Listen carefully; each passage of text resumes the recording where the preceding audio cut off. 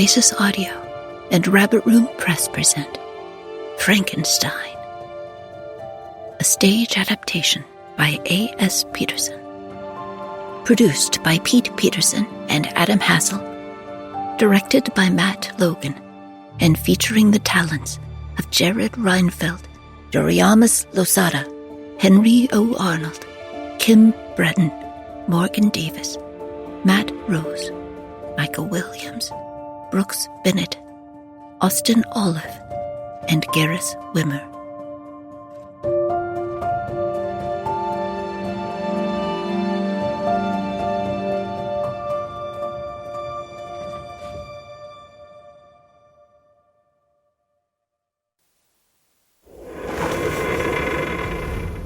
The High Arctic, 1799.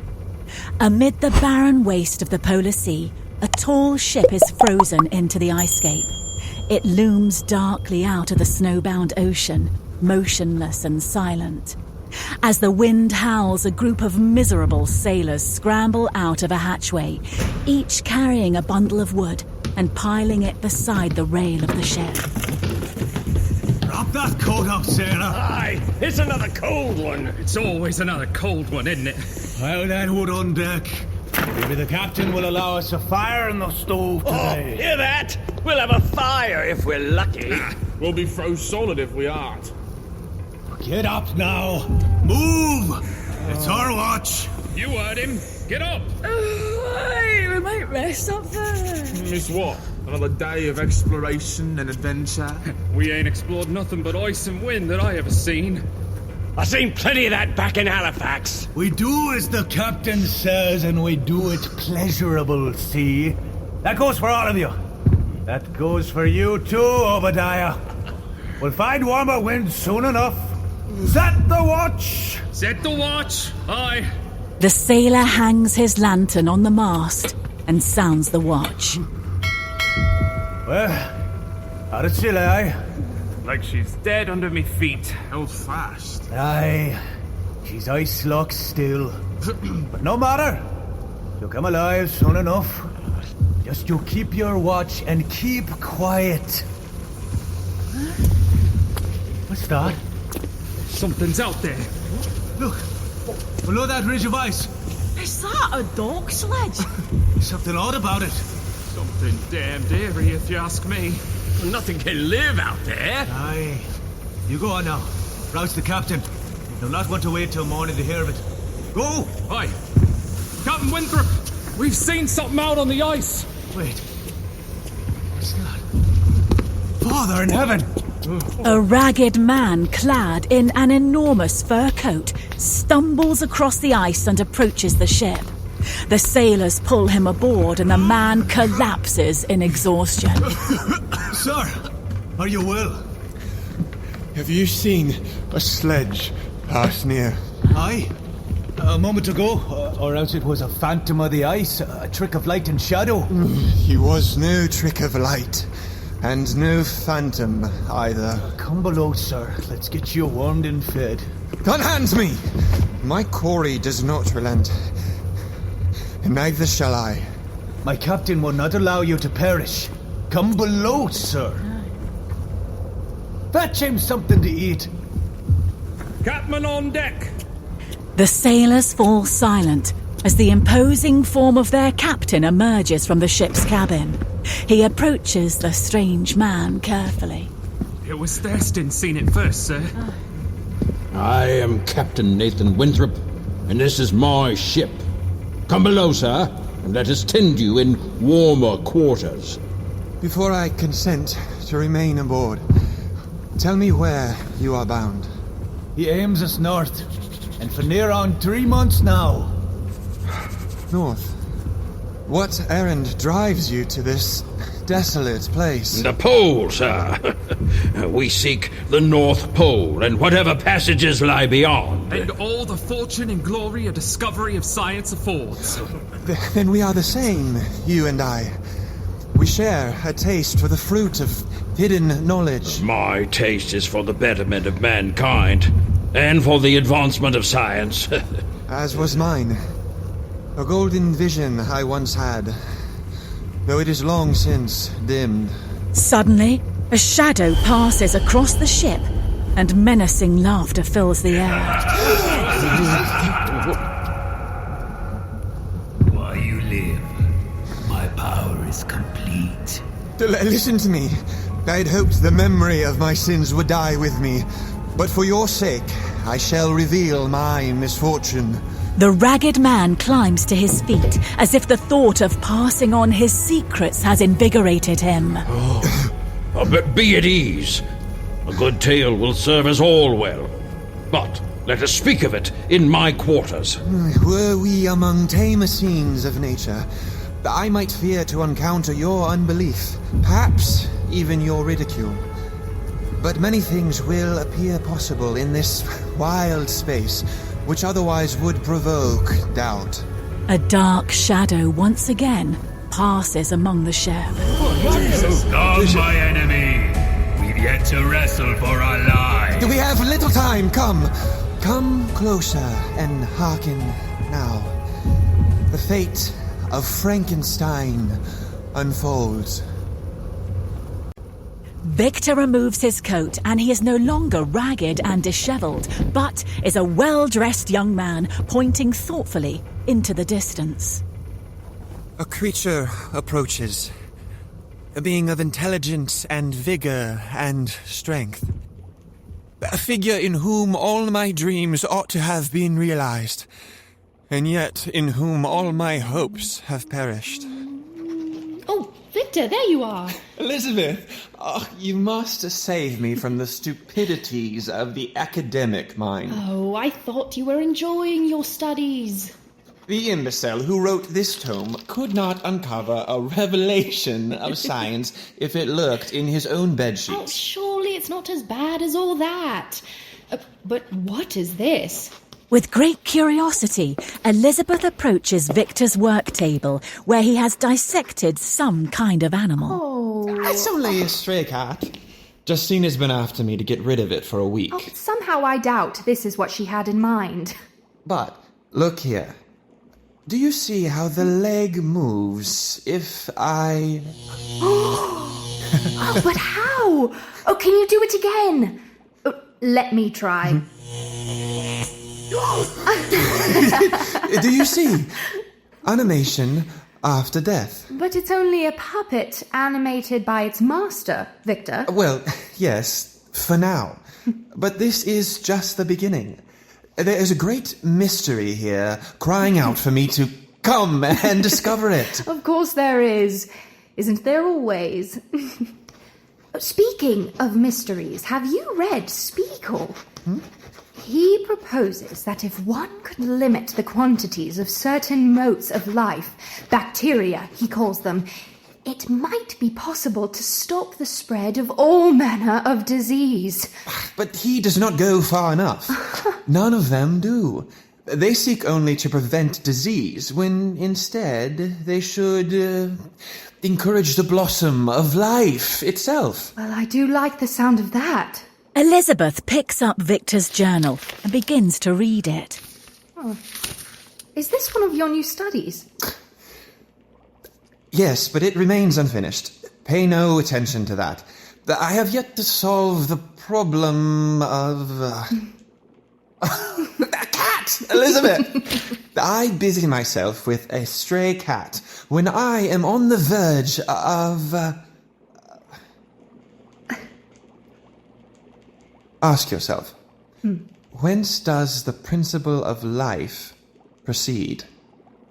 I have asked it many times, and no one has given any convincing proof on the matter, as you well know. And whither does life flee at death? A subject upon which any pastor will gladly pontificate. Have you joined a seminary in your spare time, Victor? What? This is no inquiry of theology, Elizabeth. These are real questions of matter and causation. You have always been passionate for the mechanics of the world, Victor. But surely the mysteries of life and death are not mere matter to be manipulated. But perhaps morality ought to have a word on the subject. Besides, you are not the only one in possession of mysteries. What? A woman also may be a glorious discovery if cowardice does not restrain you. It is improper to speak so. And I cannot be dissuaded from my present studies. Well, that is exactly what a woman wants to hear. Will you come to dinner tonight? Dinner... No. Go ask Justine to bring something later. I shall work a while longer. Later. Always later. Very well.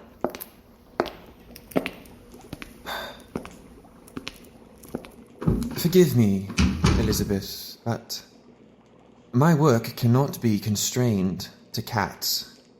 Victor fetches a shovel. He considers it with dire purpose, then stares into the darkness.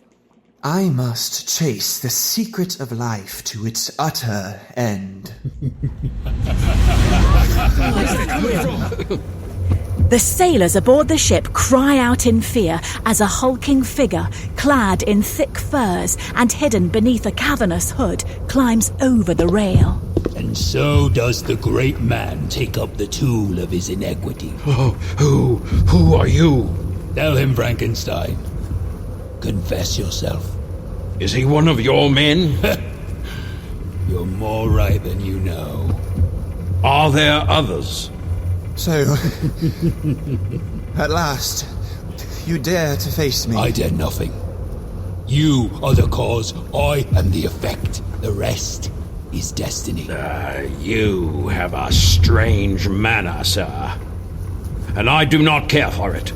This is my ship. None trespass here without my leave. Keep away. Do not approach him. Attend me, and all will be made clear. Do as he says. Attend him. Finish confessing your tale. I will testify to its truth. The graveyard was merely a receptacle of raw material for my work. Its secrets I opened and took. Victor drags a body to his operating table and begins to visit unspeakable experiments upon it. I saw the form of man degraded and wasted. I saw the worm inherit the wonders of the eye and the brain. I examined all the minutiae of causation seen in the change from life to death, and death to life, until... Upon the operating table, a dismembered arm writhes and twitches. From the midst of darkness, illumination dawned. So simple, so clear. I discovered the cause and the engine of life. Victor? Father, come in. Victor! Hello, little brother. I hope we're not disturbing you. No, not at all. We're going to the watchmaker's shop. Oh, are you? This accursed old thing can scarcely tell time twice a day, and it will cost a fortune to repair. Sometimes I think the whole course of my life is governed by the infernal creation. He says that I may have one with my name on it for my birthday. That's not for nearly a month yet, and you still have to learn to read time and keep it. We shall see. Do you want to come with us? Oh, well, I don't know if... You've been absent lately, and William misses you. Oh, forgive me, little brother. My studies have required too much of me.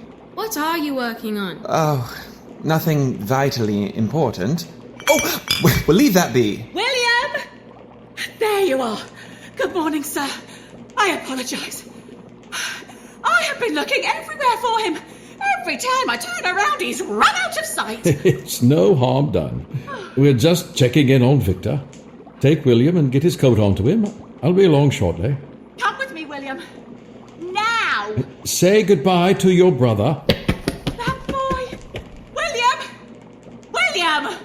Wait for me! It is not well that a man should be so consumed in his work. Isn't this what you always wanted?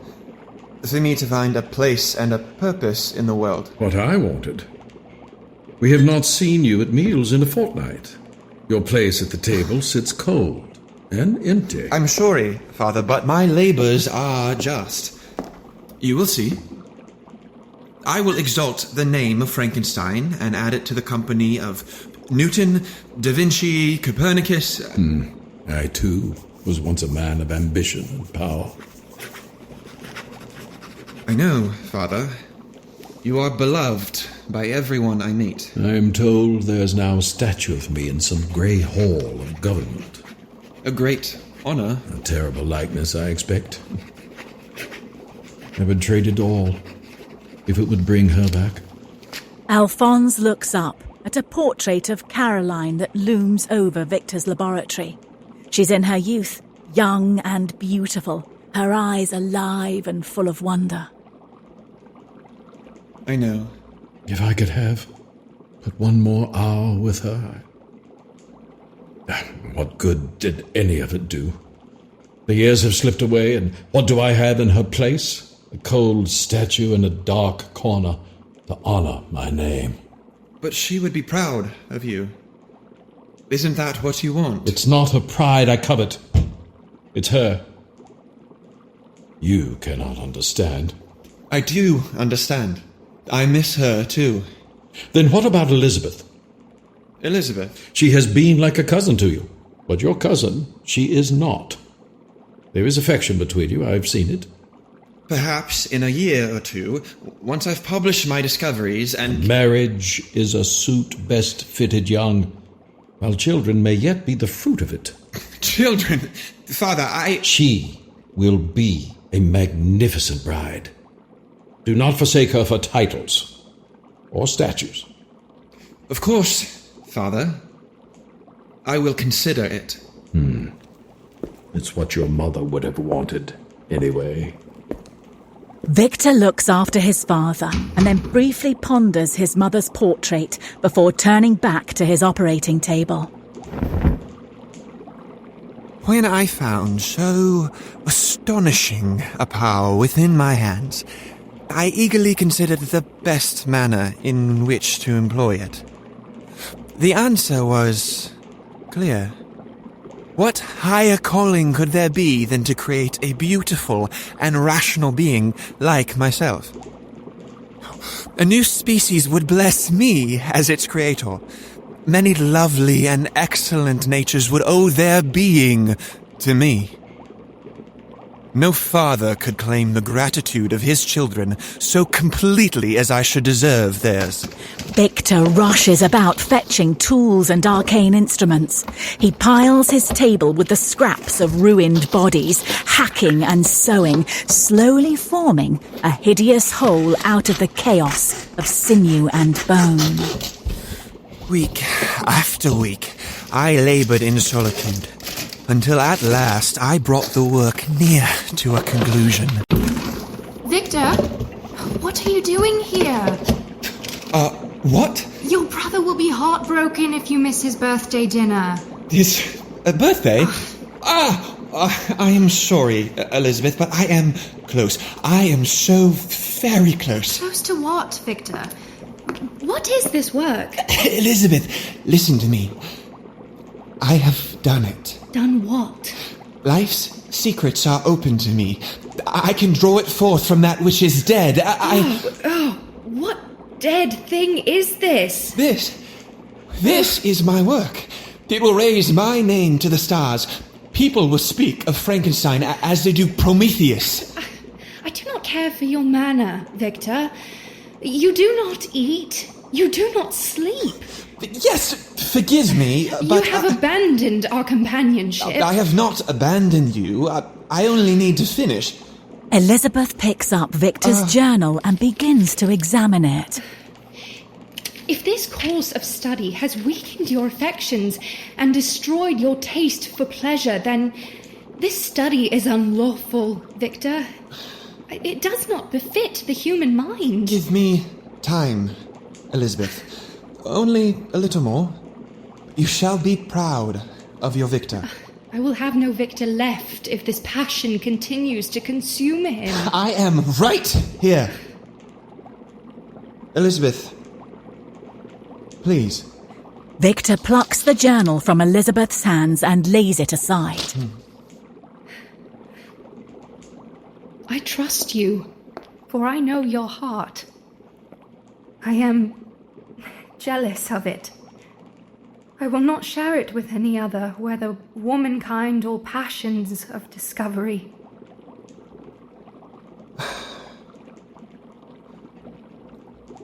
Tell William I will attend him as soon as I have finished. We will be a family as we have always been. Good. Then I will look for you at dinner.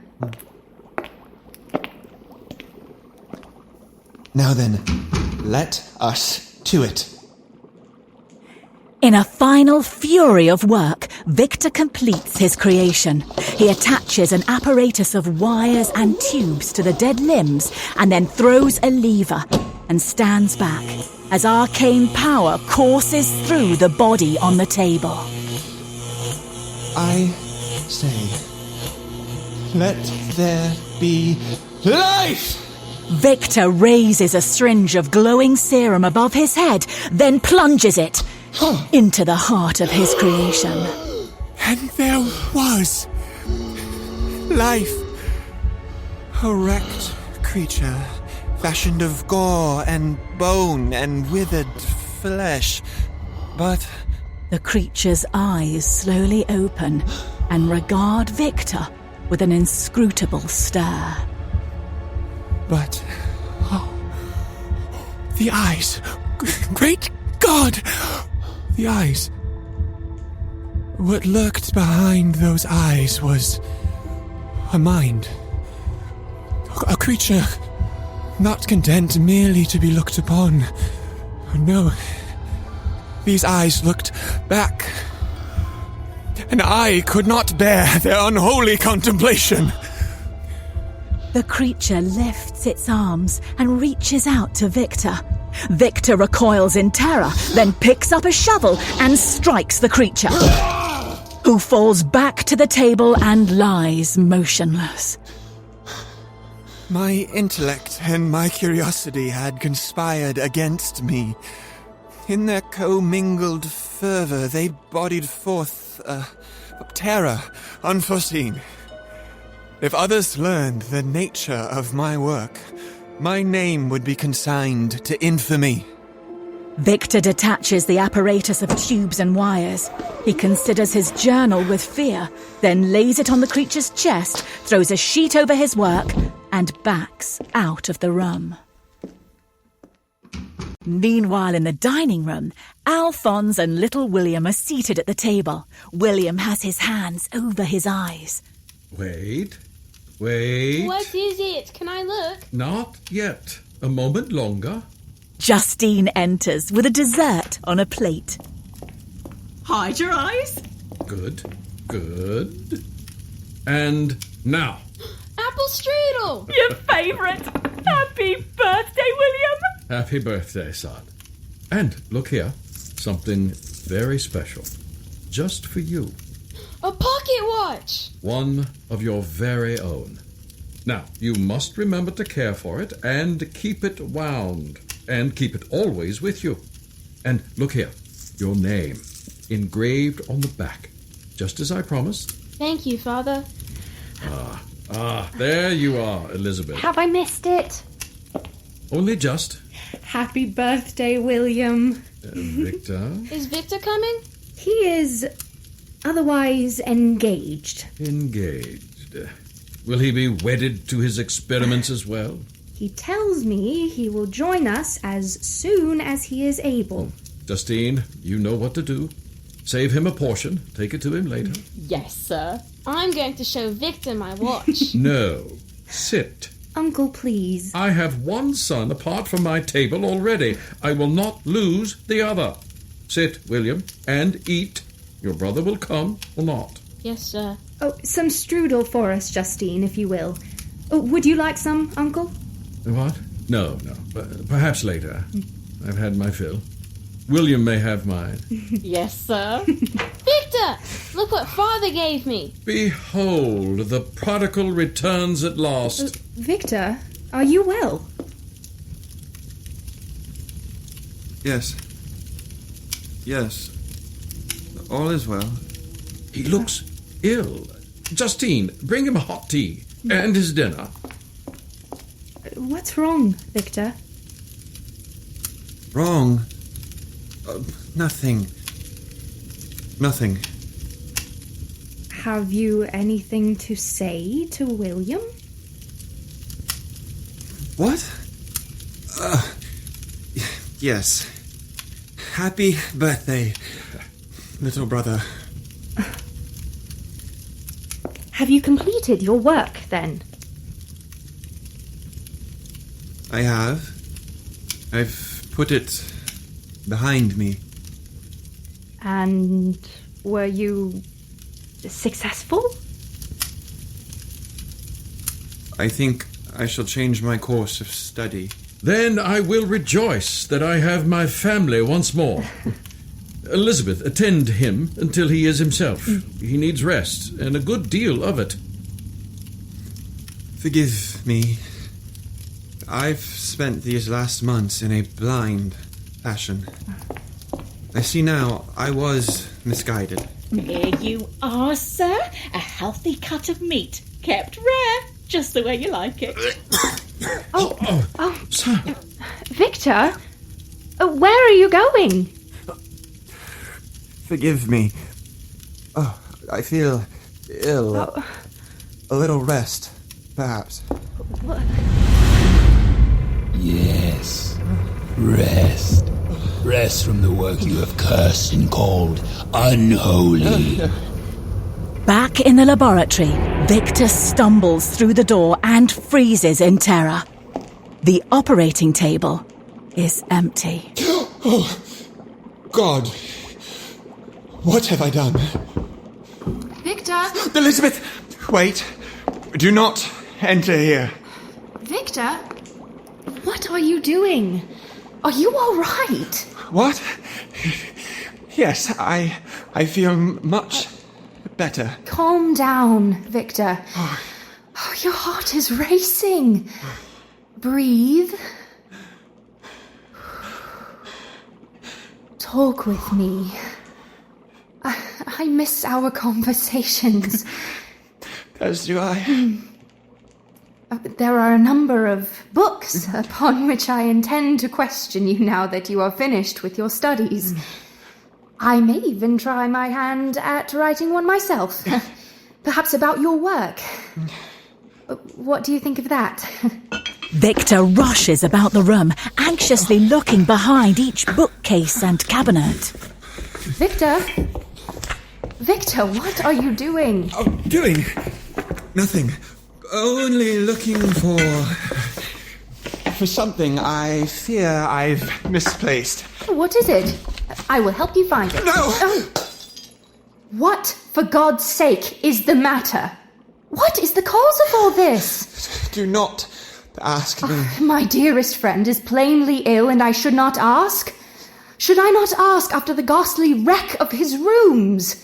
Or should I not question the evidence of awful experiments spattered across his table? Tell me, Victor, of which of these should I not ask?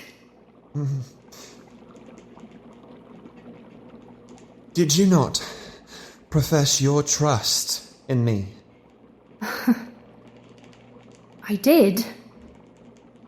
But I begin to fear it is some other Victor to whom I made the confession.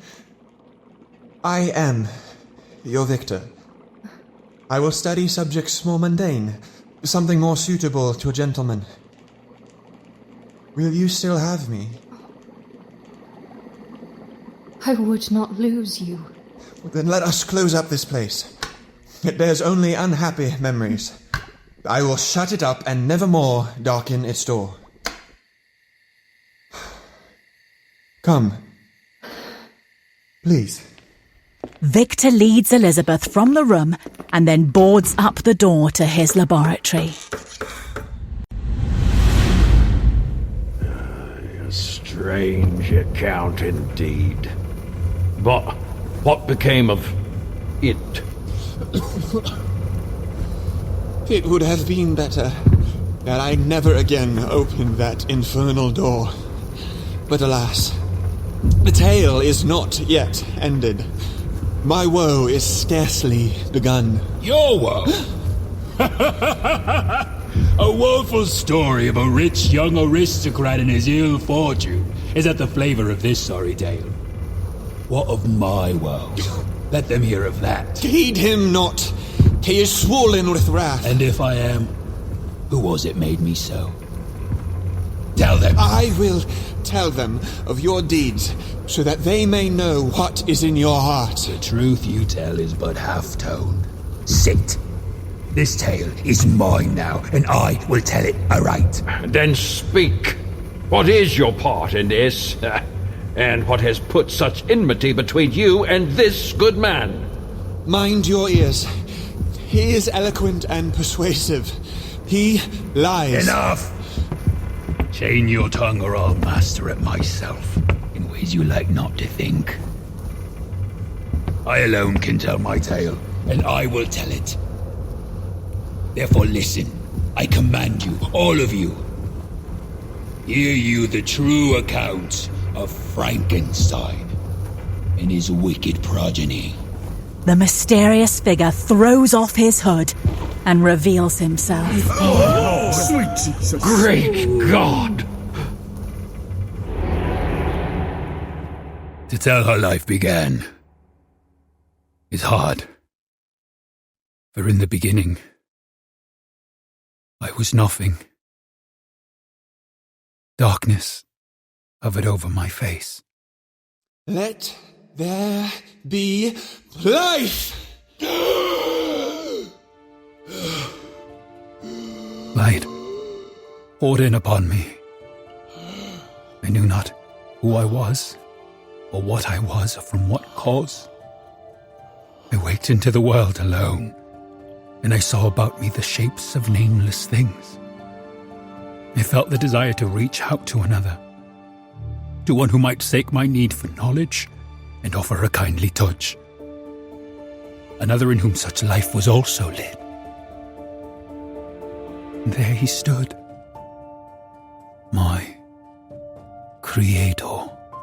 The creature lifts his arms and reaches out to Victor, but Victor recoils, takes up the shovel, and strikes him. And so I had the first of my lessons in the brotherhood of man. He would have throttled me. I struck only in my defense. I looked for an embrace and had only violence for an answer. Pain invaded me, fear sprung up within me. I stumbled in agony through the domain of my waking, taking note of all that I saw, and all that I felt, and heard, and smelt. But if any fact about my state I knew 'twas this. I was alone. And so I fled. The creature leaps from the window and flees through the city streets. The city saw me and hated me. I ran into the wild.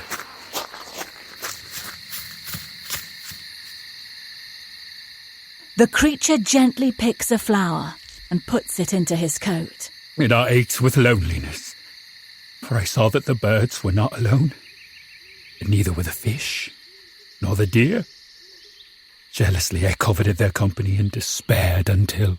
The creature sees a young woman walking through the woods with a pail of water. He hides and watches her as she's met by a young man who's been gathering firewood. The creature follows them to a small cottage where they care lovingly for an old blind man and an infant.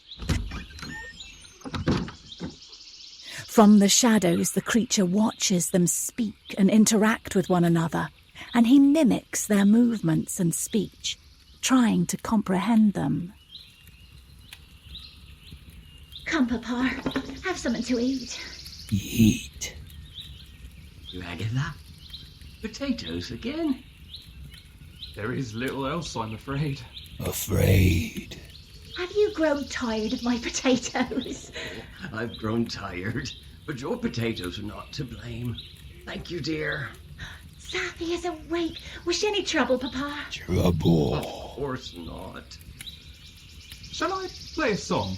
Oh, yes.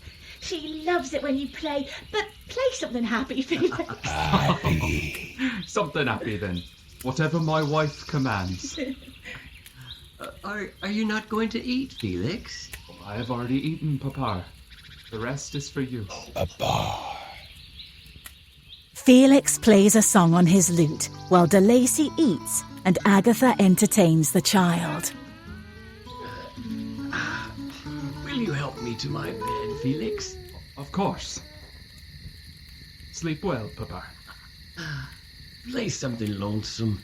It will settle my mind towards sleep. Lonesome. How about this one? Felix plays a slow and mournful tune while Agatha lays the child down to sleep. Good night, Sappy. Good night, Papa.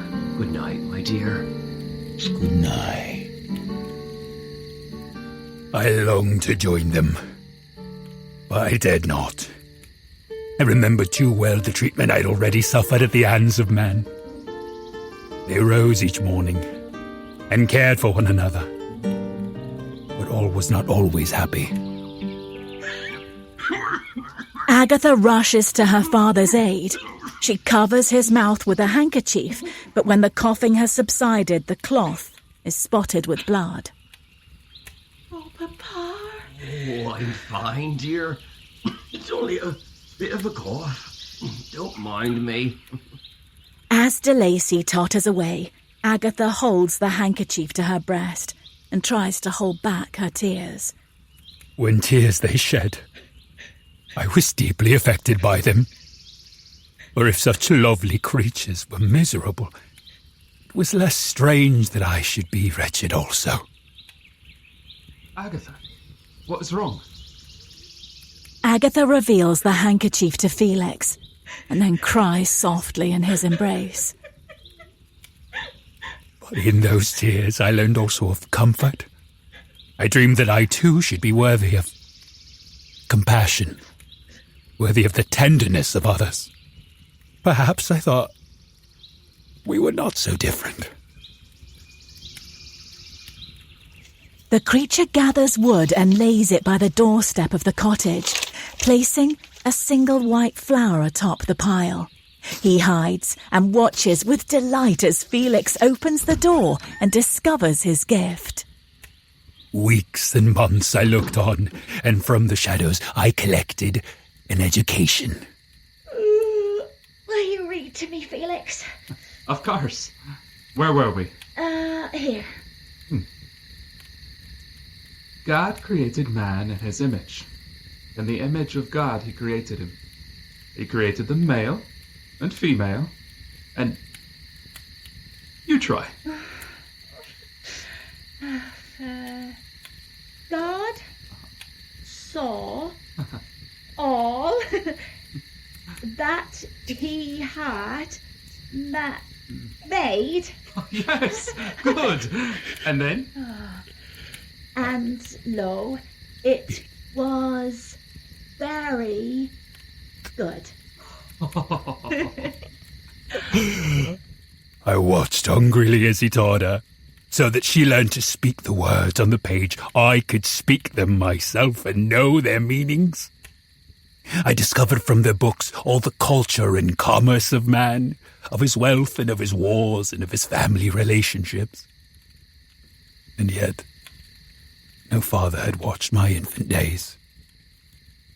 No mother had blessed me with smiles and caresses. I had not even a childhood. Who was I? What was I? Again and again the question recurred. It stalked my dreams. It haunted me. The creature slips from his hiding place and takes one of the books that Felix and Agatha have been reading. From their books I begged an answer to the shape of my ragged form, and page by page they whispered back, "Paradise lost." I learned of Adam, created with care and delight, a perfect and beautiful creature beloved of his creator. In his account I found reflected all the questions that I'd grown with. Then, in a moment of dawning realization, the creature reaches into his coat and withdraws Victor's journal. But in time, I came to understand the nature of the pages I'd inherited from my own creator. The journal of Victor Frankenstein. Can you conceive of the horror with which I learned of my making? Therein was writ all the means of my accursed origin, down to the minutest description of my loathsome form. What arm is this? From what man and of what deeds? What head is this that bears some stranger's face? What heart beats here? What sin indwells this flesh that is not mine? What am I? Have I a patchwork soul as well, or did he not think to conceive of that detail? Where is the creature who will love me? And upon that unhappy thought, I devised a plan. It would lead either to my redemption or to my final ruin. Once more the creature gathers wood, which he places by the door of the cottage, laying atop it a single flower. Come and sit, Papa. This cold has crept into my bones. Is Safi warm enough? I'll add another log to the fire. Felix, will you? Of course. Felix opens the door of the cottage and finds the firewood. He looks around curiously, then carries the wood inside. He fuels the fire and gives the flower to Agatha. How lovely! An angel has visited us. I wonder who it is. I'm sure it's Father Pierre, or someone from the church. Father Pierre? Has he come for a visit? No, Papa. But we'll see him on Sunday. Are you warm enough? Would you bring me another blanket? We're going to check the potatoes and fetch water. Safi is asleep and we won't be long. Do you need anything else, Papa? Oh, go. You pay too much attention to an old man. He has lived this long. He will live until you have seen to the potatoes. We'll be back soon.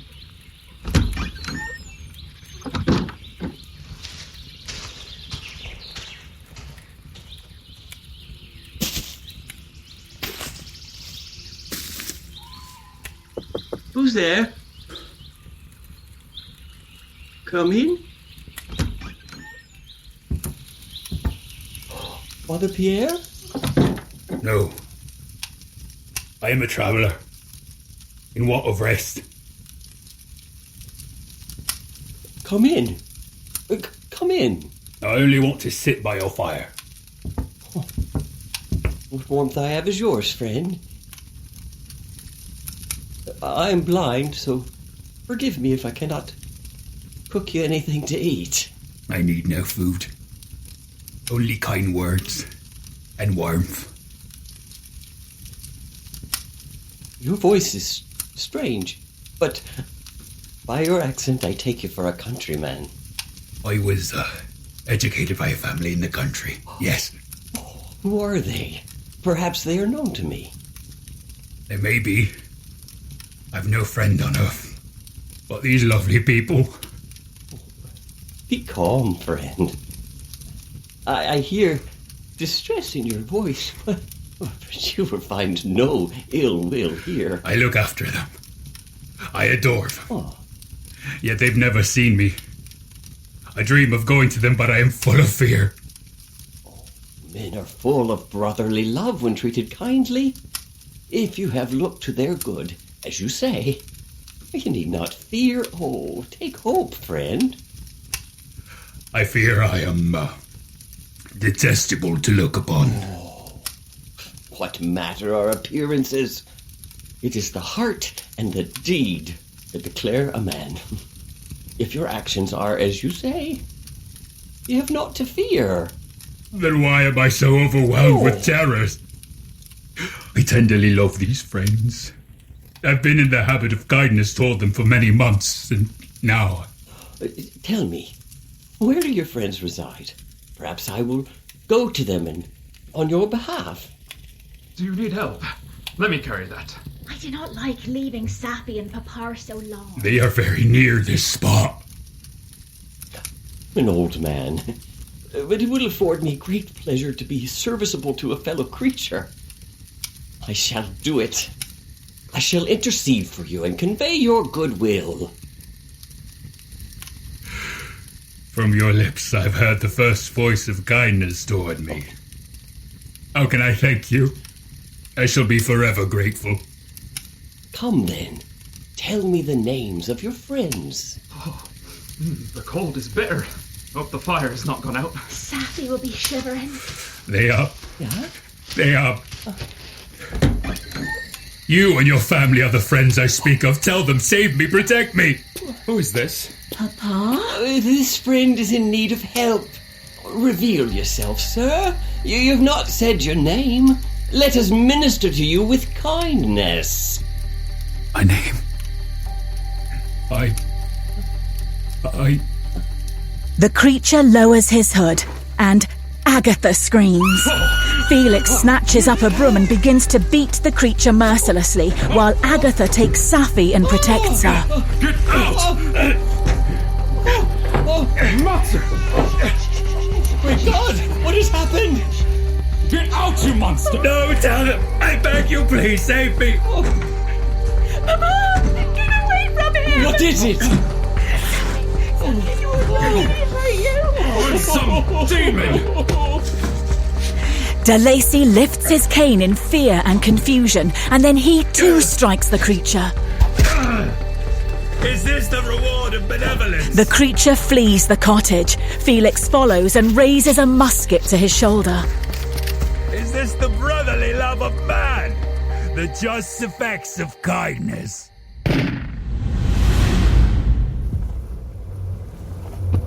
What do you know of benevolence or kindness? I love them.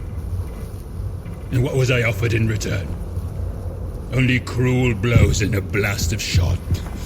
Would that his aim had been true. Come now. If he offered them kindness and received this violence, then he is misused. Is your hatred not misplaced? He persuades you, does he? Guard then your ears till you have heard the tale entire.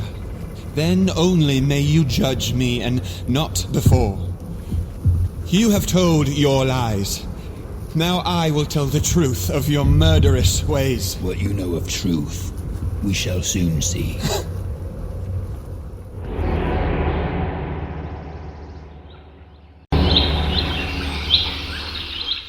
For months, we were a picture of happiness, though I was haunted by the memory of what I had made, and at all times saw his hideous face before me. Good morning, sir. Master William has spoken of nothing all day but our trip to the market. Will you and Lady Elizabeth join us? Oh, I fear not, Justine. I have arranged for Elizabeth and I to picnic in the garden later. Would you fetch some fresh fruit while you are in town? Of course, sir. Victor! Good morning, little brother. Are you coming with us? No. You go with Justine and... fetch me a fine red apple if you spot one. Did you hear that, Miss Justine? We will find Victor an apple. Are you ready? Where is your coat?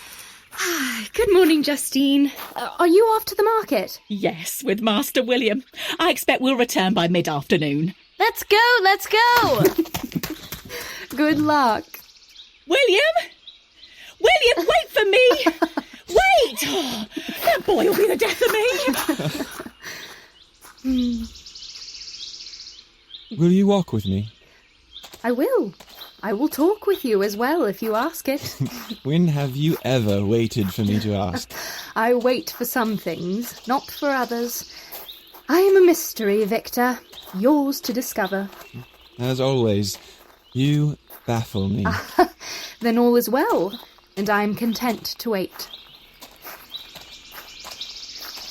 These past months have been precious to me. You know that. I feared I had lost you. Can you forgive me, Elizabeth? Forgive you? For what? Can you forgive me if I have done something terrible? If it's the unseemly work you speak of, then yes, all is forgiven. It was distasteful, perhaps, but not beyond forgiveness. You are too dramatic, Victor, as always. If I am dramatic, it is only a symptom. Passion is my disease. Ah, and what, then, is the cure? I fear I am incurable. I see you are recovered to your true self. I pray you are right. Be at peace, Victor.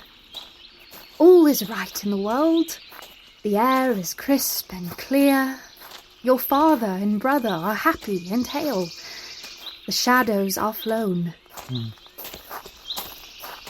There is something I have delayed asking for far too long, and your patience has been a reviving grace. Then delay no longer, Victor. I am here. I will answer. Will you be my wife? Though I scarcely deserve to ask it. I do. Oh, you know too little what you deserve. Yes! I will have you for my husband and no other. Oh, Elizabeth, I am so full of terrors, but now they are mixed with happiness. Something in the distance catches Victor's eye. Did you see that? See what? I thought I saw a figure there, upon the edge of the forest. See this figure, Victor.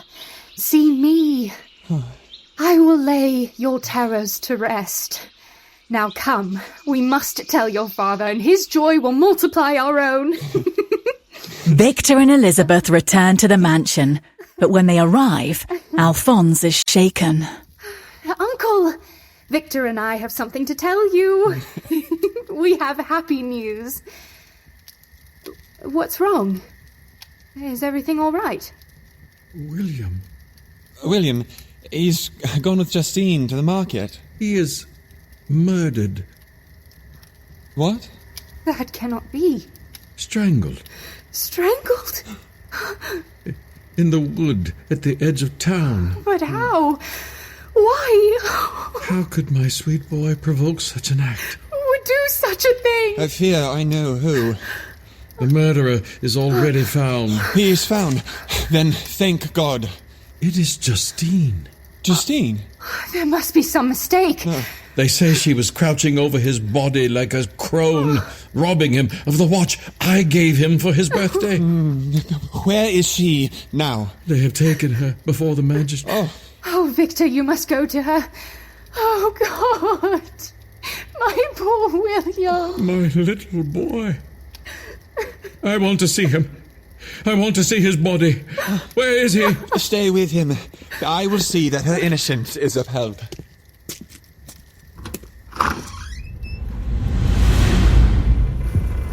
Now we shall see something of monsters and murder.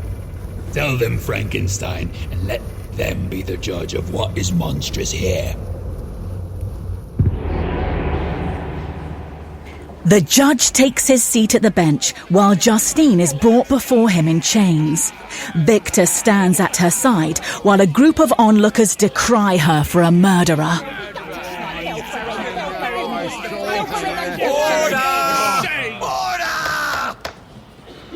We are here to decide the guilt of this woman found in the act of murdering the child, William Frankenstein. Your Honor, if I may speak. You may. I have known the accused for many years. She is the faithful governess of my brother, who is now murdered.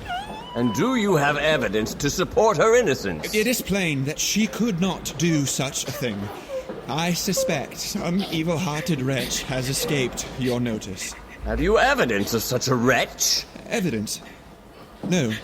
But I saw a figure near the wood. Perhaps a search of the area... Can you describe this figure? Was it man or woman? I cannot say, but surely... This court must concern itself with evidence, sir. If you have knowledge of some evil-hearted wretch, then speak, or else let the engine of justice proceed. Let the accused testify to her actions. What say you? I am innocent. Tell us the way of it. I lost sight of William at the market I will tell the way of it.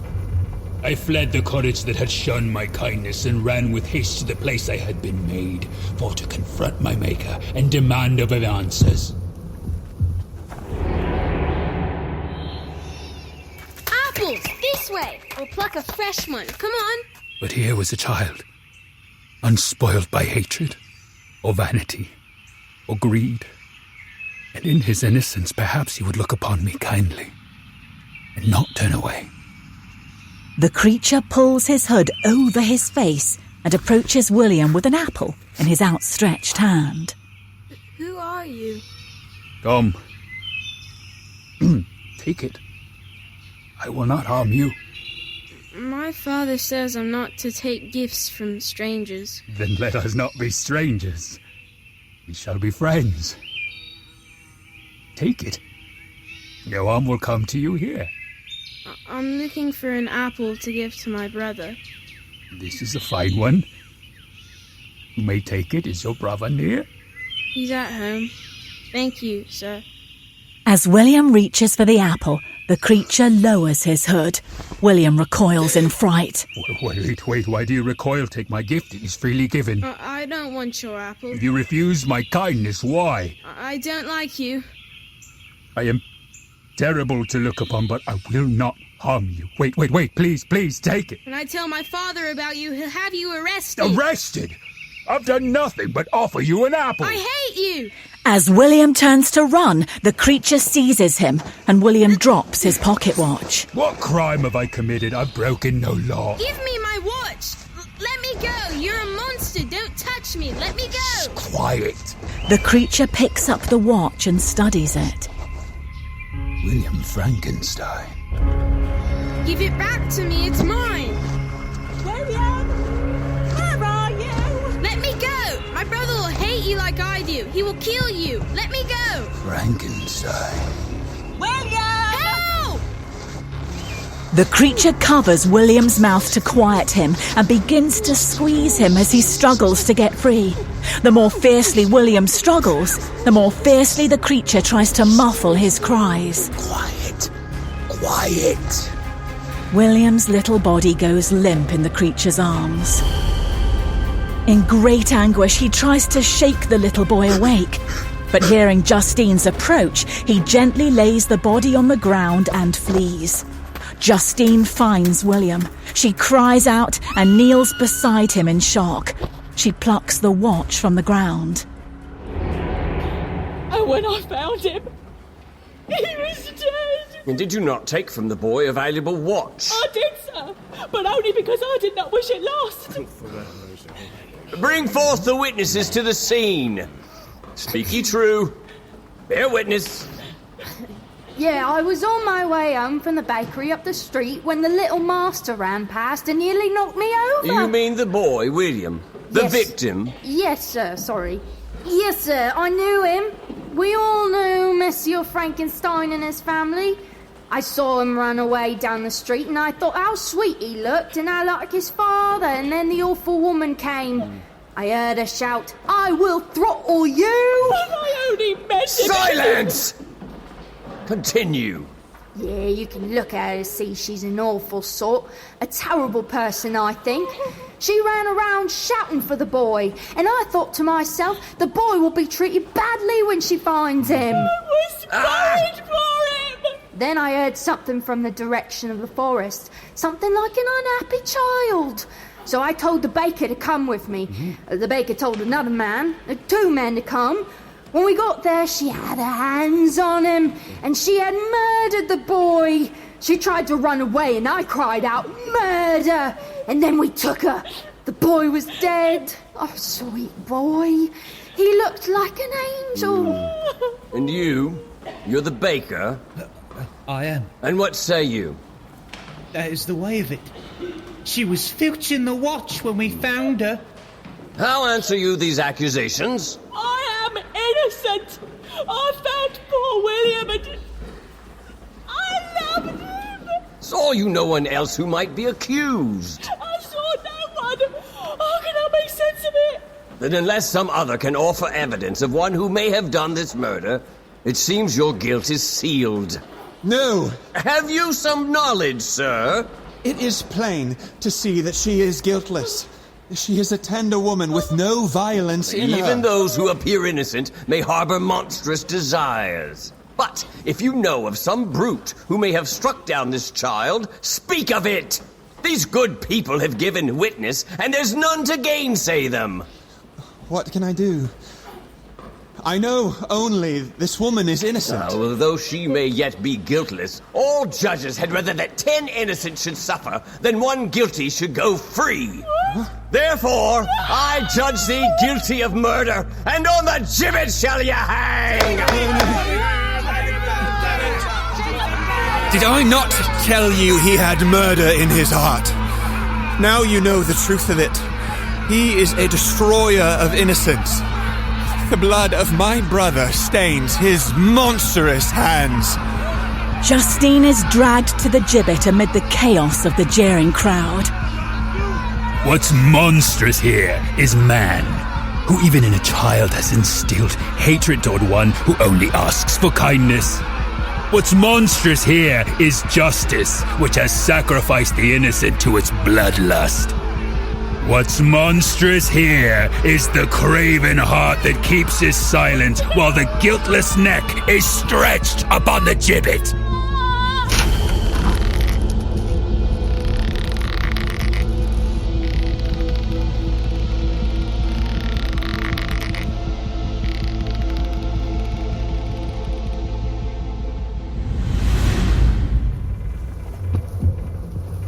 We have heard of your violence from your own tongue.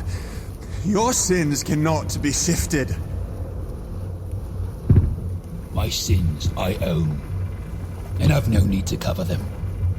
Can you say the same? Finish the tale, and some better judge may tell. Our grief consumed us. And in my heart I doubled my own tortures, for I had not spoken in Justine's defense. But what might I have said? Should I have confessed to the creation of a hateful brute who ranged the countryside in his bloodlust? Who would have believed it? Had I spoken, I would only have redoubled our grief. Elizabeth became cold. My father silent. And I fled into the hills to drown my cries in the solitude of nature. Now, shall we pierce to the heart of the tale? It was there he came to me. I saw him first from afar, bounding from hill to hill with inhuman strength. He approached, nearer and nearer, until with a leap he stood before me in all his wretched fury. Make ready to defend yourself. For William, my brother, I shall slay thee and curse the wretched life I gave. All men hate the wretched. Even you, my creator, detest me. Now you purpose to kill me. Come, then. Do your duty. I will do mine. Victor and his creation rush at one another and lock in combat. But the creature easily hurls Victor away. You cannot slay me. But comply with my conditions, and I will leave you in peace. Conditions? The fiend comes to treat as a man? If you refuse me, I will glut the maw of death and sate it with the blood of all you love. Come, then, that I may extinguish the spark of life I lit. They fling themselves at one another again, and again Victor's creation sweeps him aside. Look on me, Frankenstein. I am powerful. But I will be mild and docile if you will grant me that which you owe me. Owe you? I owe you nothing. I am your creation. I am your Adam. I was benevolent and good till misery made me a fiend. Believe me, Frankenstein, my being glowed with love and humanity. My brother is slain, and he too glowed with love, till you snuffed it cold. There can be no community between you and me. We are enemies eternal. Yet it is in your power to redeem me. Let your compassion be moved. What cause have I to visit compassion upon a murderer? Murder? Who was it kept silent while the innocent was hanged? And now you spew the accusation, even as you would visit murder upon your own creation. Oh, praise the eternal justice of man. Do you not admit your own paradox? Your mock morality has no claim on me. You speak in circles. Listen to me. For on you it rests whether I quit forever the neighborhood of man or else become the author of your ruin. Speak, then. But do not think your lies will find any root. As Almighty God looked down on Adam and judged his loneliness ill, so I must sway you to judge my own and amend it. What blasphemy do you imply? Create for me a companion, one with whom I can live in equity and love. This you alone can do. If any being felt emotions of benevolence toward me, for that one creature's sake I would make peace with all the earth. You are maddened! The creature seizes Victor by the throat and begins to throttle him. If I cannot inspire love, I will cause fear, and chiefly in you, my archenemy, because on you I swear inextinguishable hatred. I will work at your destruction, and neither will I finish until I desolate your heart. At last, the creature looses Victor, who crumples to the ground, breathless.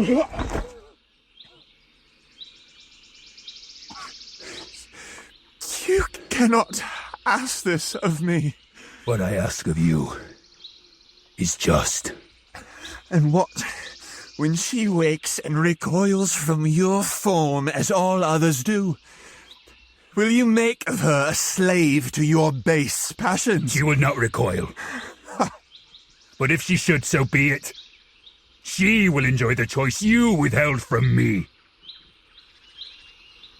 And while there is yet another on earth like myself, I will go forth in hope, rather than despair. You will yet be hated, and she with you. It is true. Our lives will not be happy, but they will be harmless and free of the loneliness that I now feel. You cannot understand what you ask. Oh, my Creator. Let me feel gratitude towards you for this one blessing.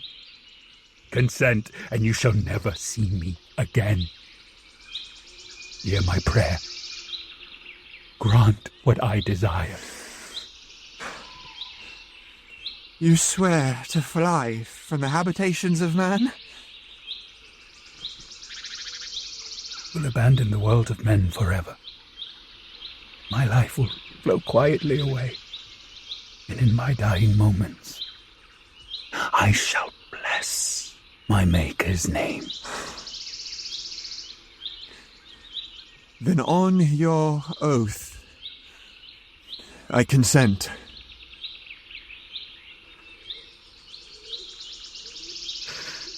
And by the sun and the fire of love in my heart, I do swear it. And when my prayer is answered, you will see me no more. Go in peace, Frankenstein. I shall watch. And when you are ready, I shall appear. The creature vanishes into the wild. Oh, great God, man. What have you done? May God have mercy on my soul.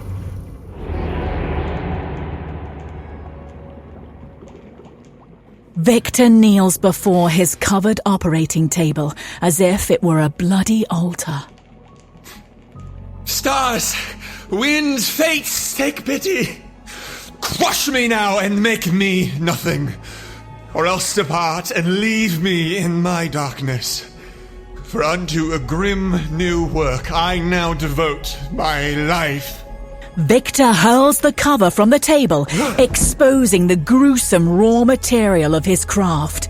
He raises a meat cleaver and brings it down violently as darkness envelops him.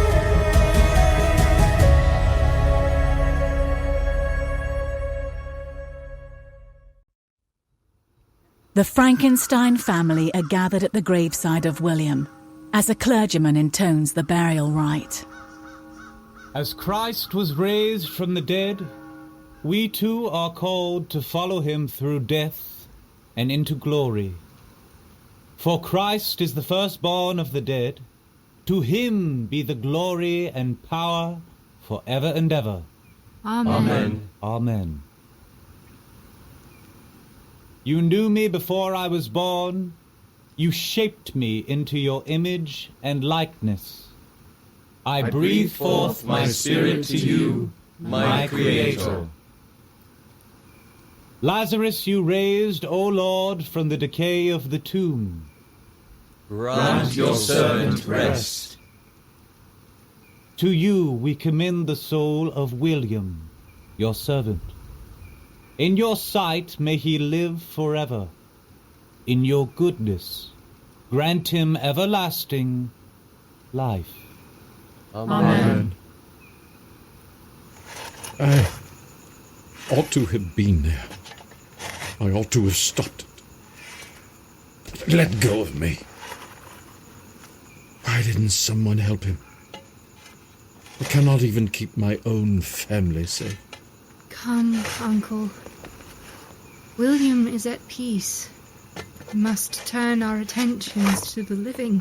Thank God his mother didn't live to see this. We mourned, we buried the dead, and I worked at creating the new life I had promised, though I did so slowly, for I dreaded its completion. She would have been ashamed. I failed her. But winter could not withhold spring forever, and as the land bloomed and rose from her tomb, our spirits blossomed as well. My dear, it warms my heart to see your joy return. Yet your father grows slower each day, Victor. Have you not noticed? When Mother died, he invested all his love of her in William. I think he had little left for the rest of us. And now that William is gone... But we have it in our power to grant him a boon, Victor. A blessing that may restore him, or at least grant him happiness in his last years. What boon? Let us forestall no longer and be married, so he may enjoy the union of those he cherishes most. You're right. Of course you are. But there's something I must do first, Elizabeth. Something I have put off for too long. What is this thing? Tell me. I cannot. Are we here again, then? What is it you cannot say to me, Victor? What manner of thing can stand between us who have kept no secrets ever? But I have, Elizabeth. God forgive me, but I have kept secrets. And if I do not tend to them, they will return to haunt me. Do you remember when we were children, Victor? We shared everything. There was a time when all our secrets were between us, and together we kept them from the world. Oh, do not withdraw from me. Let me bear this secret with you. Forgive me. But what I withhold from you, I withhold for your safety. And what if by keeping me safe, you lose what you hope to protect? Trust in your victor as you once did. I have a task to complete, and later, when it is done, all secrets will be put to death. I swear it. Later. Always later. Very well then, Victor. See to your secrets. By day I slept, and by night I crept out once more among the dead, heaving out of the earth the raw material for my work. My creator fashioned for me another of my own kind, a companion that I might not be alone. I looked on with tears of joy as piece by piece she was stitched into a being of terrible beauty. To look on her you would pale, but to these eyes every bone and ligament was as finest gold. Each night I waited and watched for the moment of awakening.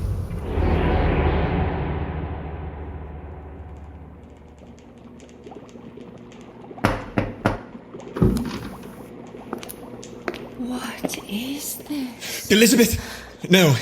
Get out! I will not! I want to help you, Victor. Why won't you let me help you? You cannot! Such work does not befit a woman. How then can it befit a man? Show me! No. Please, wait! Let me go! Let me see! Listen to me, Elizabeth. I did it. What did you do? I can command life as God above. That is not possible. But it is, Elizabeth. I have done it.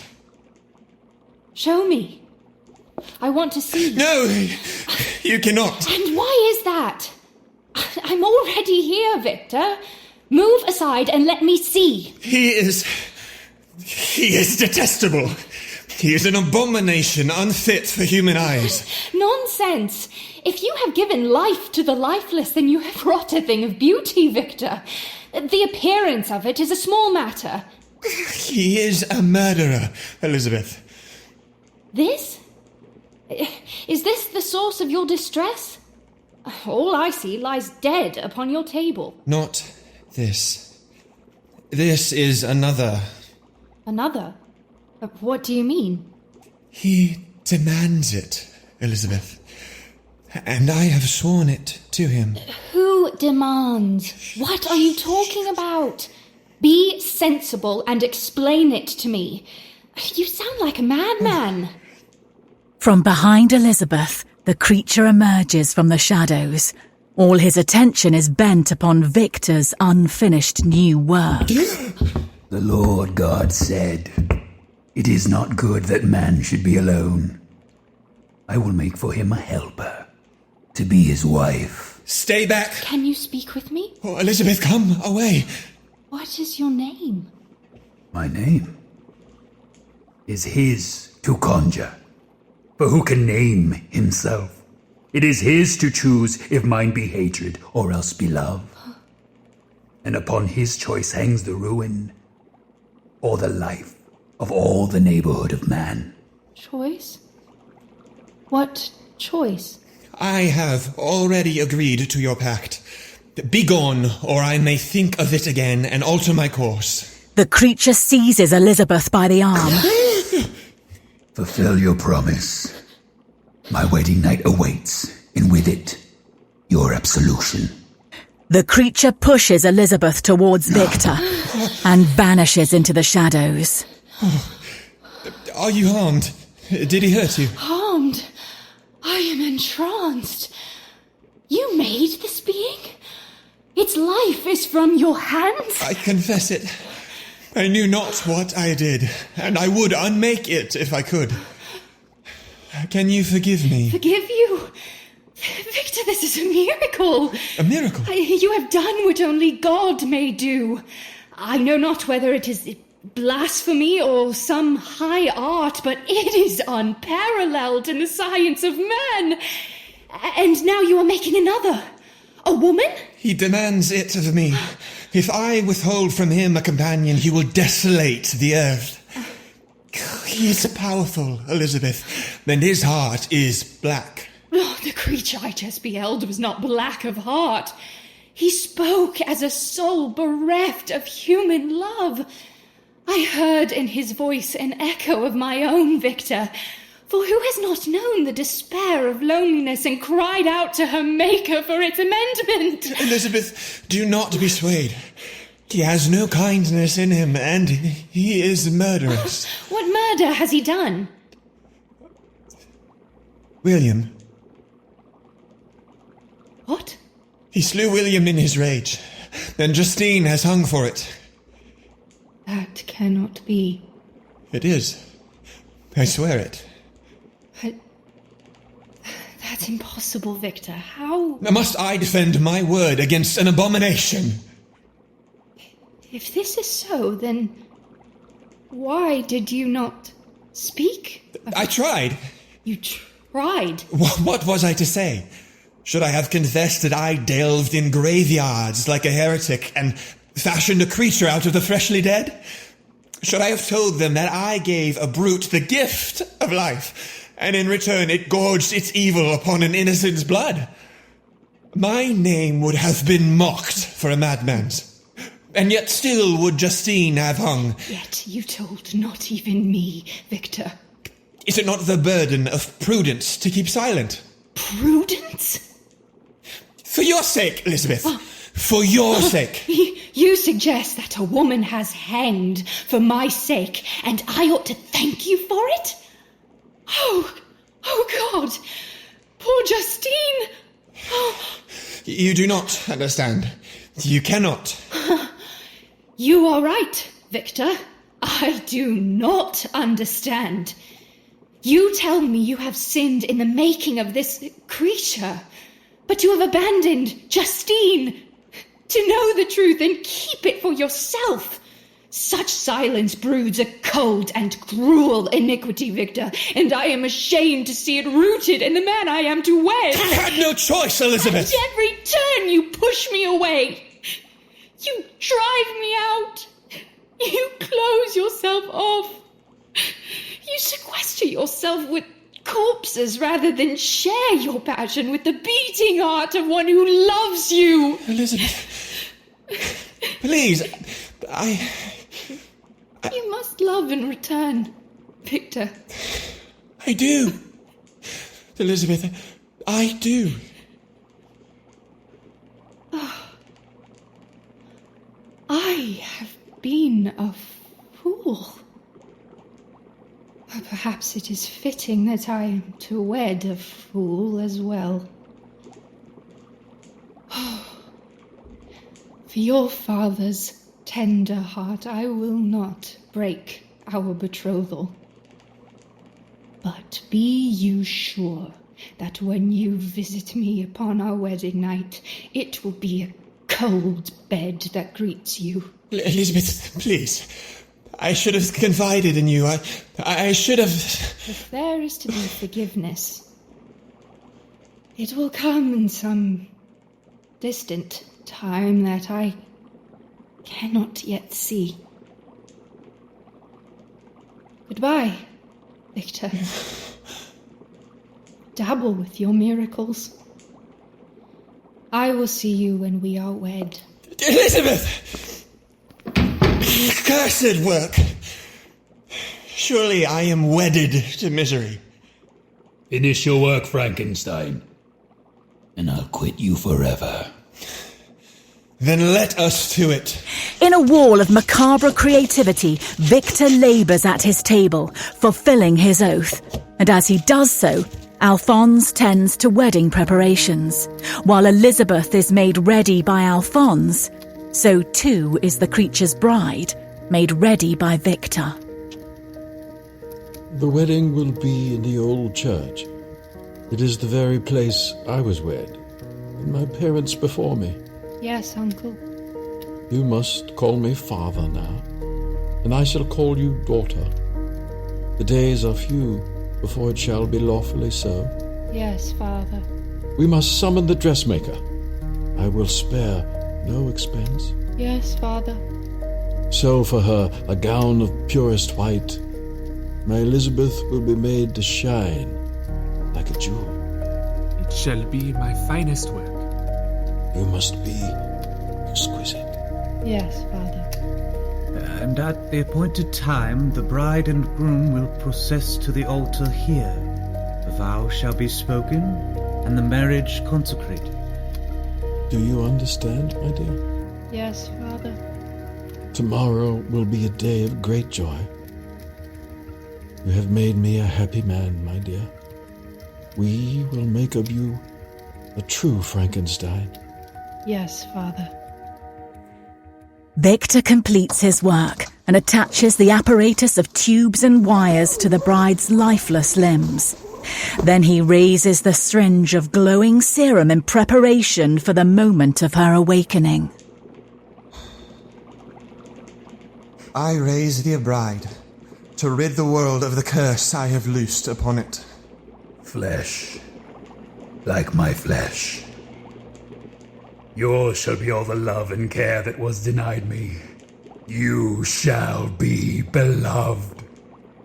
The wild reaches of creation shall be our home, and we will live and love and bear children as all things do. And man shall neither think on us nor trouble us any longer. Finish your work, Frankenstein. Fulfill your covenant. Let there be children. Said you nothing of children? What of it? If any offspring come of our union, they will be of no concern of yours or any man. Will God forgive me if I am cause for the creation of a race of devils? Wake her. What right have I to inflict such a curse upon everlasting generations? Waken her. The future ages will curse me, whose work imperiled the whole human race. Waken her! The name of Frankenstein cannot be recalled in infamy. You ask too much. Victor smashes the syringe on the floor. The serum spills across the floor and its glow is extinguished. No! You dare break your oath! Will you make of me your Satan rather than your Adam? I do break my promise. Never will I create another like yourself. Have you forgotten what power I possess? What strength? You are my creator, but I am your master now. Obey! The hour of my irresolution is past. I am inexorable. No! Wake her! Call her to life! I command it! The creature gathers his bride into his arms. He shakes her. He breathes his own breath into her. He presses his face against her breast and rubs her flesh to warm it. But nothing will coax her into life. Teach me the manner of your work. I will do it. Do not send me into the world alone. You made me. But you made me only in half complete the work you began. I have declared to you my intent. My labors are finished. Farewell.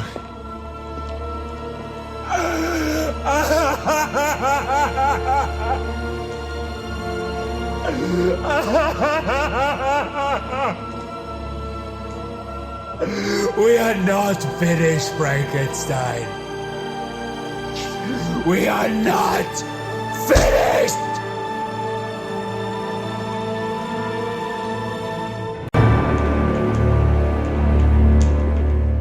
The creature carries his bride into the night. As his wails recede into the distance, Victor approaches the church on the morning of his wedding day. He stands before the altar to receive his bride, as he once stood before his operating table to deliver a bride to another. O God, who in creating the human race willed that man and wife should be one, join these in the covenant of marriage, so that they may become witnesses to charity itself. Amen. Who gives this woman to be wed to this man? As God gave Eve to Adam, so do I give Elizabeth to Victor. I, Victor, take you, Elizabeth, for my wife, to have and to hold, to love and to cherish, until death do us part. I, Elizabeth, take you, Victor, for my husband, to have and to hold, to love and to cherish, until death do us part. May you be witnesses in the world to God's charity, so that the afflicted and needy who have known your kindness may one day receive you into the eternal dwelling of God. Amen. What God has put together, let no man put asunder. Go forth in the name of the Lord. Victor attempts to kiss Elizabeth, but she turns away coldly. The ceremony ends, and with no words spoken between them, they arrive at the wedding bower and enter.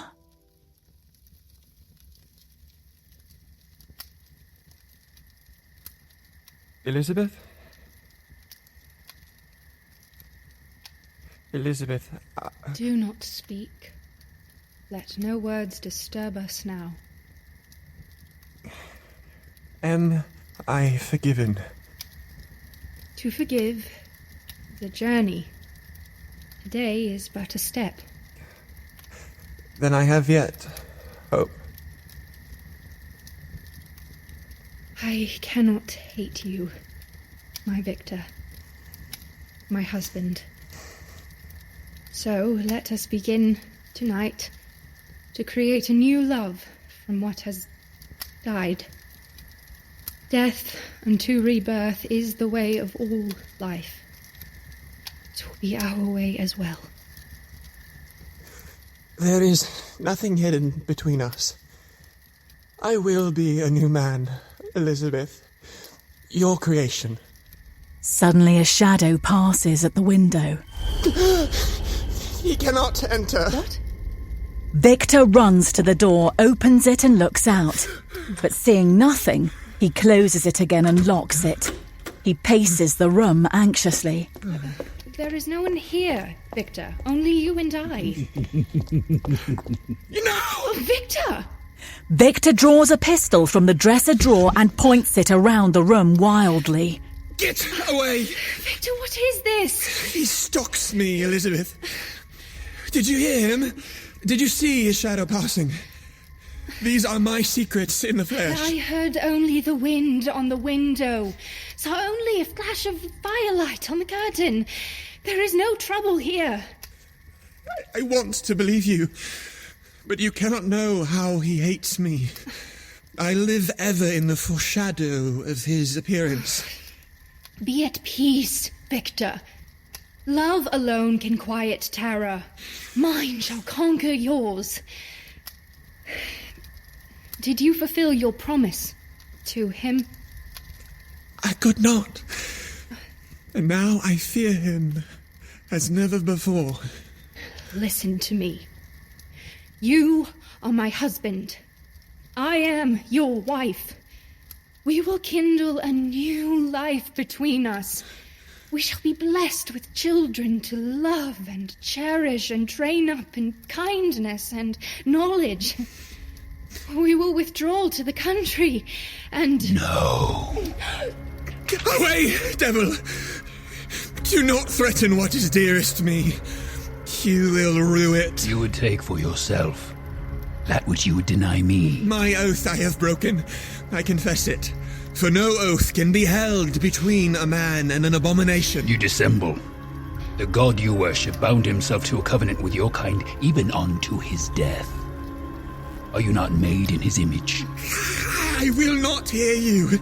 You have no right to speak of gods and men. Were your god to you as you have been to me, only his ruin would slake your hatred.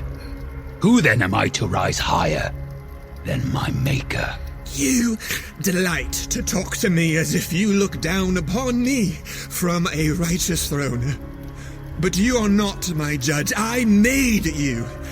I stitched you out of better men, and the best of you is no more than the tatters they left behind. Then tell me why, Frankenstein. Why did you make me? Not to love, Not to cherish, but to torment? To hate? Why, Frankenstein?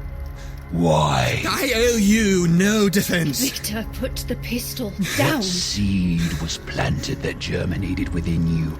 What grub of the mind grew and enfleshed itself in my patchwork form? You are a child of science, nothing more. Nothing more. His inquisitions pierced me. They plumbed my soul. And even as he asked it, I felt that his soundings had divined some hidden shape within me. Some primal cause for which I was merely the effect and destined result. In Victor's distress, a wave of memories surged within him and materialized before his eyes. Father. He's awake. I think he wants his mother. Caroline? My son. Mother. Look at him. Look at his eyes. He sees me. How lovely. Such intelligence. What a magnificent thing we have made. He is our creation, whom to bring up to good, and whose lot it is in our hands to direct towards happiness. My mother. A creature of absolute grace and charity. Victor? Victor, come and see me.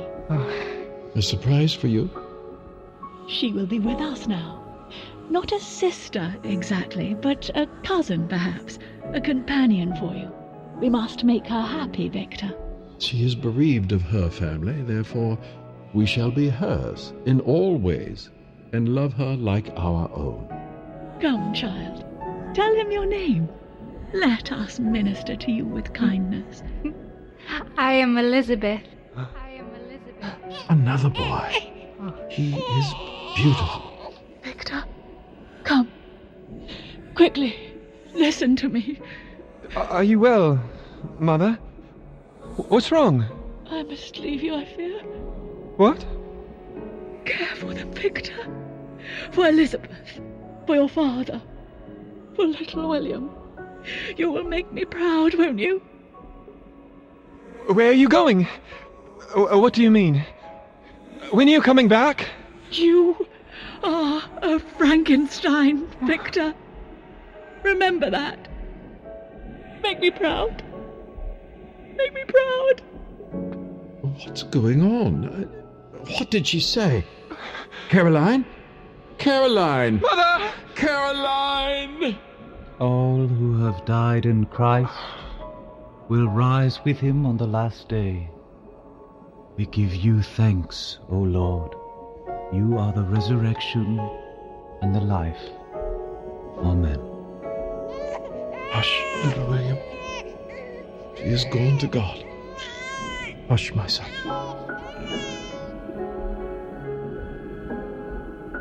Would that we had done something more for her.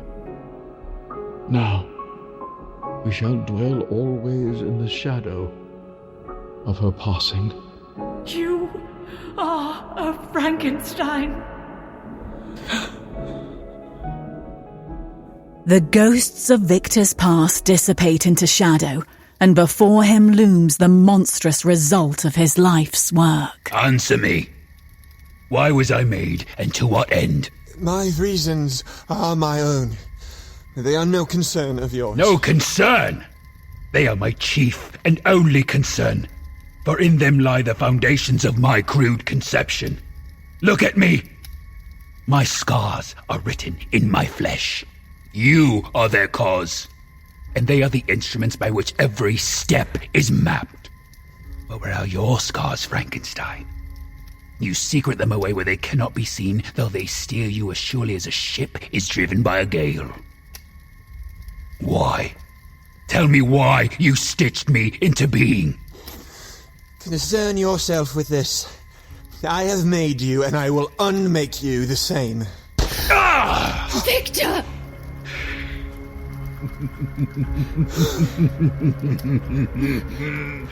You are no almighty God, for you cannot undo what you have made, and neither will you redeem it. The creature tears open his coat, digs the spent shot from his flesh, and tosses it at Victor's feet. I am your god now, for in my hands is all your future, to give or to withhold. You blaspheme. I will not hear you. Then I will hear you. Elizabeth, wait! Come behind me and let me deal with him. His whole nature is governed by hatred. How can the wretched be otherwise unless by love, or at least by kindness? If I am wretched, it was he that made me so. Then perhaps the twisted iron may be reworked. Come, speak, and let us see you. Do not approach her. She cannot bear your odious form. You are magnificent. Elizabeth, listen to me. Your form is not lovely, but in your eyes hide storms of pain and grief. What know you of pain or grief? I know of a family lost, and a husband slipping away. What is more human than to feel grief? To suffer pain? To shudder in one's loneliness and cry out for relief? You think me human? If my Victor made you, then you must be. Oh, you think him cruel, but you know him not. He is kind, and curious, and eager. I have seen these in him all his life. He has consigned me to solitude. What kindness does he claim for his creation, whom even he cannot love? Elizabeth, move! Victor, enough! Have you forgotten the strength you knit into my form? I do not die as easily as man. Shall I show you? The creature seizes Elizabeth. Leave her be! And how shall I leave her? Shall I leave you a bride, as you left mine? Shall I leave you a wife to cleave to, or shall I grant you a torment to answer my own? Wait. Listen. Be calm. Do not harm her. Please. What say you, woman? How should the creation answer his creator? With the kindness of his natural state, or with the cruelty that has shaped him? Please, unhand her. I beg you. If the want of kindness governs your heart, then treat with him no more. Look to me. I am unafraid. The charity of the human heart can offer its embrace even to one such as you. So I believed once. But man has proven himself unequal to the lies of righteousness. Hatred is man's answer to the innocent, brutality his gift to the gentle, and exile is his sentence upon the desolate. Your Victor is my maker and my teacher. Look on me and see reflected the abyss within his heart. In his unholy image am I made. You cannot see it, but there is light within him yet. I see that light in you also. Me? Sin invades us all, and goodness is with evil mixed. Yet of a man's heart his sins are not the sum. Elizabeth, come away. Be silent, Victor. Would that my Creator had shown me the smallest portion of kindness. In that event, my ruin might have been avoided. My redemption won, and with it his. But look at him! He grovels like a worm and reeks of his sin. Even now he cannot love his creature as he made him, and neither will he pity him the manner of his making. Then let us love him till he mends. You would have me love him! Elizabeth! I would. To love another who will not love in return is to gain the highest fortune. For it's in loving we discover the amendment of a heart, and not in being loved. You do not understand. You cannot. I understand this. The beauty of a broken heart is written in the scars of which it heals. Elizabeth, what are you doing? He cannot be reasoned with. Stand aside that I may finish him. Do you see? From death he brought forth life, and now in life he calls forth only death. Listen to me, please. In his malice are creation and destruction met. His paradox cannot hold, so it must be broken. Please. Let kindness conquer terror. These scars can be your glory. Come. Tell us your name. The creature opens his mouth to speak, but Victor draws a knife and thrusts it into his back. Ah! The creature roars in pain, then, enraged, Wait! He snaps Elizabeth's neck and tosses her lifeless body onto the bed.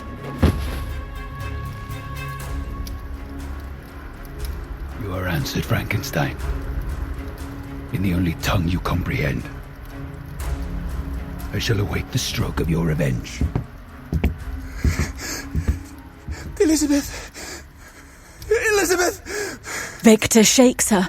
He rubs her arms as if to awaken her. He lays his head against her breast and sobs, but nothing will coax her back into life. Victor gathers her into his arms and carries her from the room in tears. A short time later, Alphonse opens the door and ushers in a police inspector. Here's the room. She was killed here. He said a monstrous being leapt from the window and slew her. And then what happened? He said the creature leapt again through the window and was gone. A precipitous fall. Would you lead me to speak with your son? He is stricken with grief. Victor! Who are you? Are you going somewhere, sir? My wife's murderer is loosed on the world. Wherever he goes, I pursue. Yes, a monstrous beast, was it? More evil than you can imagine. I would like to talk plainly, sir. At the magistrate's office, perhaps. It is a tale so strange I fear you would not credit it. You must trust me and follow. I will lead your men in the hunt. But who can follow a creature who leaps upon buildings or falls without arm? What true pursuit do you suggest we give if such a creature exists? My gentle wife lies dead, crushed in the grip of a monster. If you are too cowardly, sir, then begone, and let better men do your job. I think the monster has perhaps not left the scene. Can we be sure he is not in this room, sir? What? What? What do you mean? You think me mad? You think I have devised a demon of convenience and laid upon him the slaying of my wife? I wish only to discuss the facts, sir. I have given you the facts, sir, and I will not be accused. I confess that William and Justine and Elizabeth all perished because of my actions, but... They what? What is your meaning? I am not their murderer, father. I am no monster. But ere I die, I shall be their avenger. Now, sir, clear my way. You will explain yourself? Stand down, sir. The inspector draws a pistol and aims it at Victor. I cannot. Victor flees and the inspector fires his weapon. The shot seems to strike its mark, but Victor is only briefly hindered as he vanishes into the night to pursue his enemy. Victor! What have you done? Victor!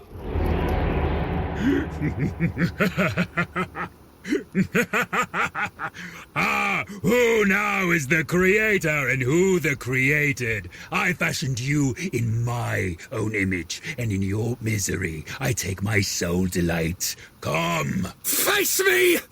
Do you not dare? Come, my enemy! We are entered upon a journey, and only your suffering will satisfy my rage. North. Ever north he led me.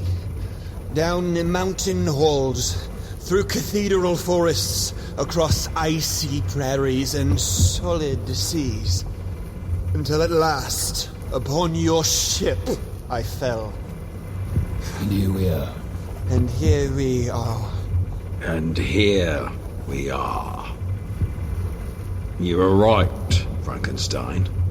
We are, in many ways, the same. Passion and ambition course in our veins. We might have been friends had our destinies been otherwise. And you, though your deeds are brute and your form grotesque, to hear your tale and judge is hard.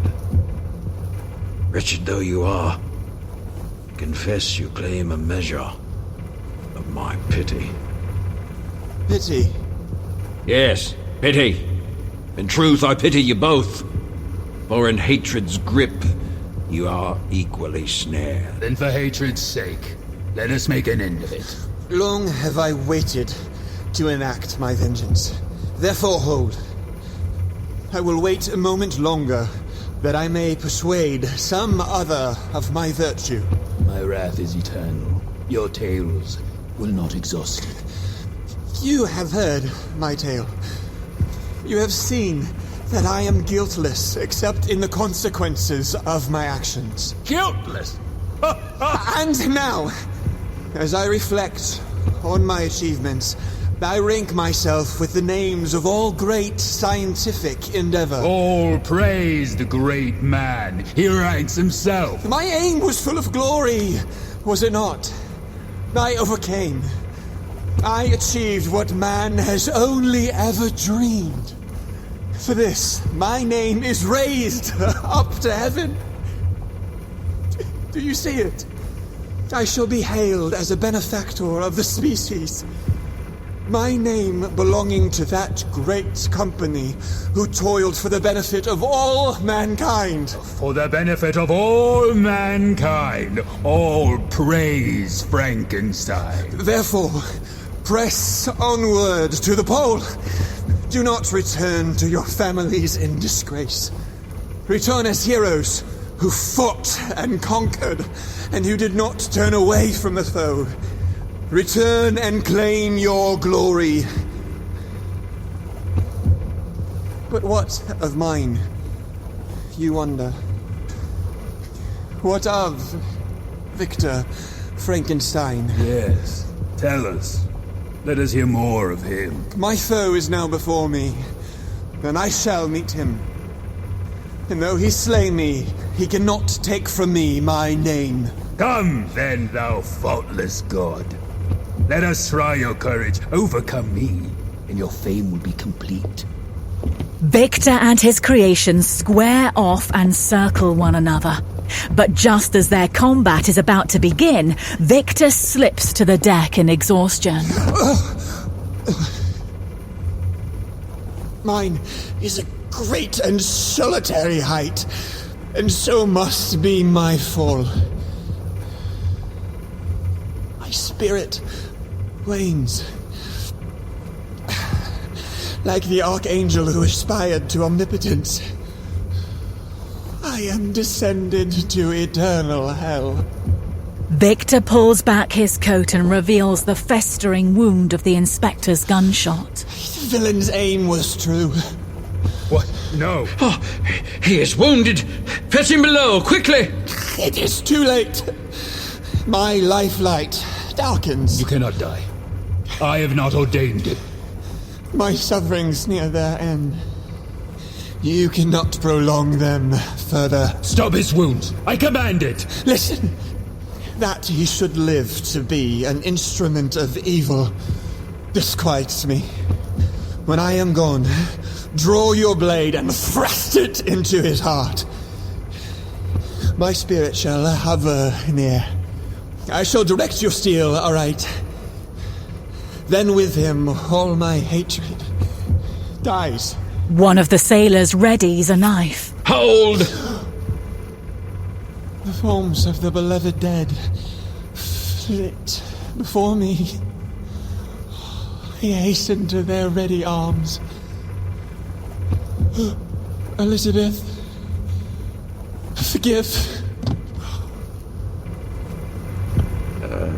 He is gone. He cannot die.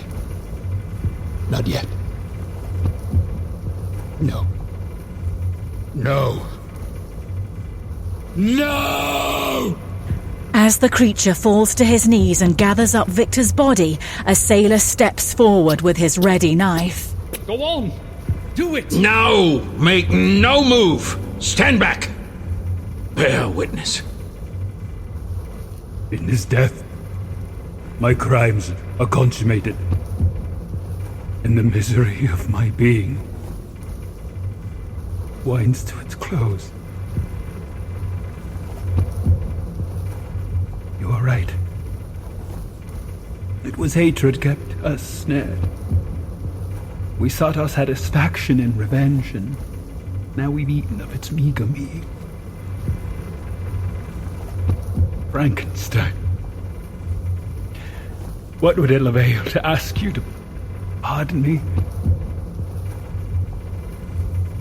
I am more wretched than ever I was, for I have no God from whom to seek my absolution. Kill him! Captain Winthrop! Your creator is gone. But to confess is to hope for an amendment of life. Speak your peace. We will hear it. When I think on my sins, I scarce believe that I am the same creature whose thoughts were filled with goodness once. I dreamed that should one being grant me kindness, then for her sake, I would quench my hate. And yet I slew her in my rage. I devoted my creator to misery and pursued him to his ruin.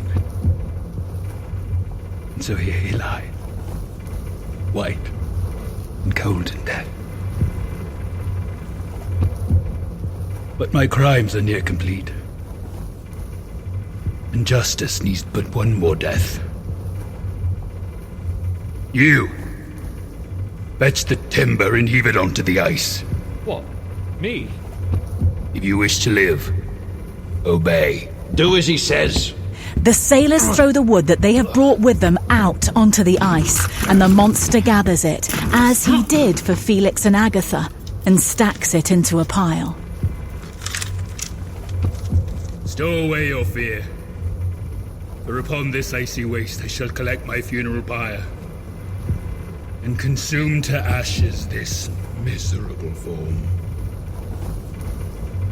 When the world first dawned upon me, I should have wept to die. Now it is my only consolation. The creature removes from his coat a single flower and gives it to Captain Winthrop. Then he retrieves the lantern from the mast and places it beside the pyre. You're the last these eyes will ever see. Farewell, Frankenstein. Blasted though thou wert, thou wert my only god and king, my only enemy and my only companion, maker of both my misery and my joy. But let us do it. The creature lifts Victor's body into his arms. Wait. Is there no other way? We are bound, he and I, in cords indissoluble even by death. Then give us at least your name, that we may remember. My name? I once dreamed of a name written upon a white stone. But whatever meaning is in dreams is for some other to discover, for alas, my dreaming ends. We ascend our funeral pyre to exalt into the agony of flames. Our ashes shall scatter over the deep until the sun upon some better world shall dawn. Until that day, far distant and far better, we are embraced in death The creature smashes the lantern against the pyre and gathers Victor into a final embrace as the flames consume them. The sailors look on in silence. They remove their hats and cross themselves, while Captain Winthrop backs away and considers the flower in thought. Oh, could I absolve him, I would do it. His was a singular and desolate grief. May God have mercy. The ice has broken! The ship's free! Rise sail! We aim her north! Free sails, aye! And belay that order! Captain? Turn us south! Sir? You heard me. But sir, what about the pole?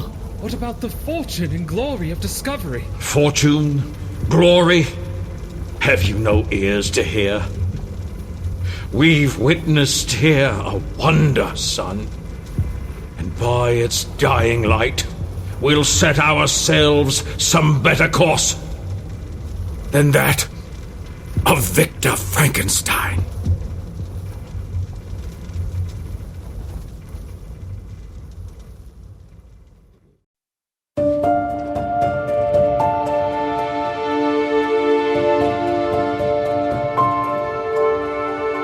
This has been an Oasis audio recording of Frankenstein, a stage adaptation by A.S. Peterson, recorded by Joe Trentacosti at Sound Emporium Studios. Post-production by Adam Hassel. Text copyright 2020 by A.S. Peterson. Audio production copyright 2020 by Oasis Audio, a division of Oasis Family Media, under license from A.S. Peterson. For Oasis Audio, I'm Rebecca K. Reynolds. Thank you for listening.